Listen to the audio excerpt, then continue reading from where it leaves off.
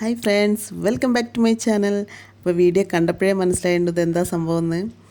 അപ്പോൾ ഈ കുപ്പിക്കകത്തുള്ള ഈ മനോഹരമായ കാഴ്ചയ്ക്ക് വേണ്ടി എന്താണ് നമ്മൾ ചെയ്തിട്ടുള്ളതെന്നാണ് ഇന്നത്തെ എൻ്റെ വീഡിയോ. ഒരു ചെറിയ വീഡിയോ ആണ്, അപ്പോൾ എല്ലാവരും ഒന്ന് സ്കിപ്പ് ചെയ്യാതെ കാണും കേട്ടോ. അപ്പോൾ ഇതിന് എന്തൊക്കെയാണ് വേണ്ടതെന്ന് നമുക്ക് നോക്കാം. അത്രയധികം ചിലവുള്ള കാര്യമൊന്നുമില്ല, അപ്പോൾ പെട്ടെന്ന് തന്നെ നമുക്ക് എന്താ വേണ്ടതെന്ന് നോക്കാം. ഞാൻ ഓയിൽ എടുത്തിട്ടുണ്ട്. നിങ്ങളുടെ കയ്യിൽ വെളിച്ചെണ്ണയാണ് ഉള്ളതെങ്കിൽ അതെടുത്താലും മതി. പിന്നെ വേണ്ടത് ബേക്കിംഗ് സോഡ. ഇനി അടുത്തത് വേണ്ടത് വിനീഗറാണ്. സാധാരണ നമ്മൾ കുക്കിങ്ങിനെല്ലാം ഉപയോഗിക്കുന്ന അതേ വിനീഗർ തന്നെയാണ് എടുത്തിട്ടുള്ളത്.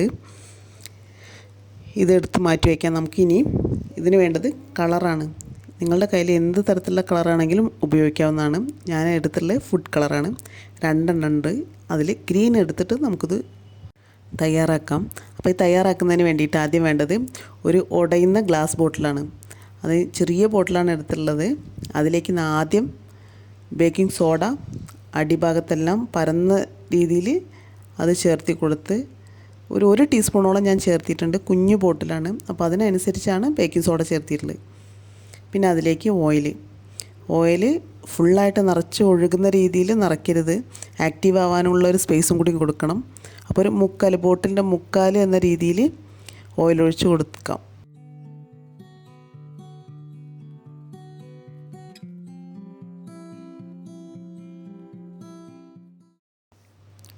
ബോട്ടിലിൽ ഓയിൽ ഫില്ല് ചെയ്ത് കഴിഞ്ഞാൽ പിന്നെ ചെയ്യേണ്ടത് വിനീഗർ എടുക്കുക.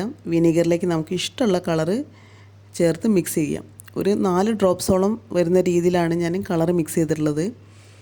നല്ലപോലെ മിക്സ് ചെയ്യാം. വിനീഗറായിട്ട് നല്ലപോലെ മിക്സ് ചെയ്യാം.